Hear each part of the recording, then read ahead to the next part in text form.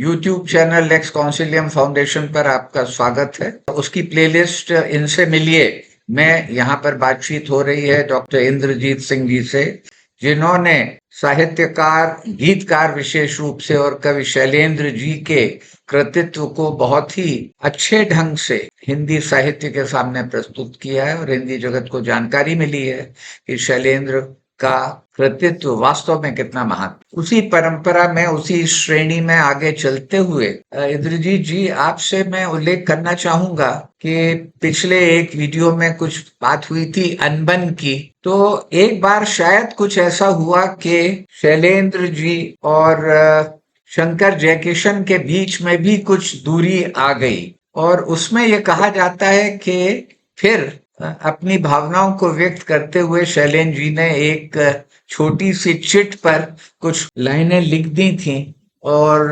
उसमें ये उन्होंने उल्लेख किया था, उजागर किया, ध्यान दिलाया कि बहुत छोटी सी दुनिया है और इसके रास्ते हमारे पहचाने हैं, तो कहीं ना कहीं हम लोग आपस में टकरा सकते। तो ये क्या रोचक किस्सा है, ये आप हमारे दर्शकों को कृपया बयान करें।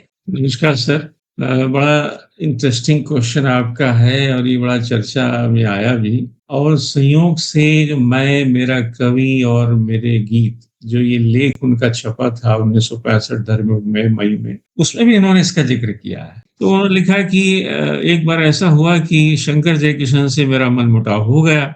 जी। तो मैं उनके ऑफिस गया जी। और वो वहां मिले नहीं। मैं थोड़ा अपनी शिकायत दर्ज करने गया था कि भाई जो कुछ मनमुटाव की बात थी, तो वो वहां मिले नहीं। तो वहां जो भी उनका द्वारपाल था, गार्ड था, उनको उन्होंने एक चिट पकड़ाई। उन्होंने कहा भाई शंकर जी को दे देना। और उसमें उन्होंने लिखा था कि छोटी सी ये दुनिया पहचाने रास्ते, तुम कभी तो मिलोगे, कहीं तो मिलोगे, तो पूछेंगे हाथ। ये नाराजगी में 2 लाइनें उन्होंने मन से जो उसके भाव में निकली हुई थी, तो वो उन्होंने गार्ड को दी कि भाई अब जब वो आएंगे साहब तुम्हारे, तो उनको पकड़ा दो। शंकर जी जब लौट के आए तो उन्होंने कहा भाई ये दे गए शैलेंद्र जी लिख के। उन्होंने कहा भाई ये क्यों लिखा उन्होंने? तो अल्टीमेटली हुआ ये था कि जो बताते हैं लोग, 1949 में बरसात आई थी और बरसात में लता जी, मुकेश जी, स्पेशली जो इनके भाई लता जी, मुकेश जी तो एक तरह से इनके एम्प्लॉय नहीं थे। आर के कैंप के एम्प्लॉय जो थे वो शंकर जयकिशन थे, हसरत और साथ में शैलेंद्र जी। ये उनके एम्प्लॉय थे, जिनको हर महीने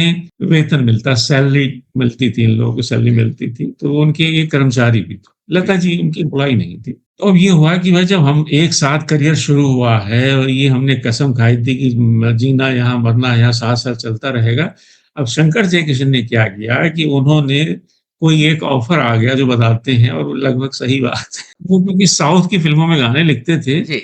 और साउथ वाली फिल्मों में एक खूबी ये होती थी कि वो बड़े कम समय में काम करवा लेते थे, बड़े प्रोफेशनल, जी। और पेमेंट एडवांस दे देते। तो उन्होंने शंकर जयकिशन से कहा तो हिंदी फिल्मों वालों में क्या होता है इसमें कि पैसा किस्तों में आता है। मान लो आपको 50,000 देना है तो 10-10,000 की 5 किस्तें मिलती रहेंगी आपको। वहां तुम्हें एक साथ पैसा मिलेगा और शर्त यही है कि तुम्हें जो है गीत मेरे साथ लिखने पड़ेंगे, तो जी। तुम्हारी टीम वाले हैं वो उसमें नहीं रहेंगे। तो उन्होंने कहा यार जब इतना पैसा मिल रहा है, मतलब ऐसा बताते हैं लोग, जब इतना पैसा मिल रहा है तो उन्होंने हाँ भर दी। अब जब शैलेंद्र जी को पता लगा कि भाई हम लोग टीम से बाहर हो गए, अब शंकर जयकिशन जो है वो साउथ की फिल्मों में काम करेंगे, उसमें वो गीत लिखेंगे, तो एक तरह से हमारी जोड़ी टूट जाएगी। और शंकर जयकिशन को ऐसा नहीं करना चाहिए। हालांकि ये भी जाती थी शैलेंद्र की, क्योंकि शैलेंद्र क्या शंकर जयकिशन को छोड़ के एस डी बर्मन के साथ भी काम करते थे जी। और वो सलील चौधरी के साथ भी काम करते थे, रोशन के साथ भी काम करते थे, और राज कपूर से भी इजाजत थी और शंकर जयकिशन से भी थी, क्योंकि शंकर जयकिशन जितने बिजी रहते थे उन्हें परवाह नहीं होती थी कि कहाँ काम कर रहा।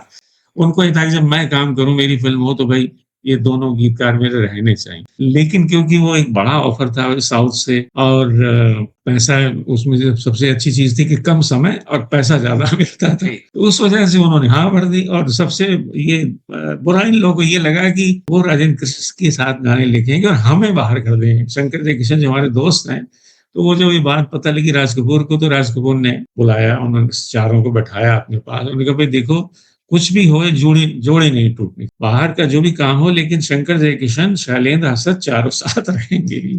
तो बाद में वो फिर उस समय कुछ समय के लिए वो टल गया, बाद में लिखवाया उन्होंने।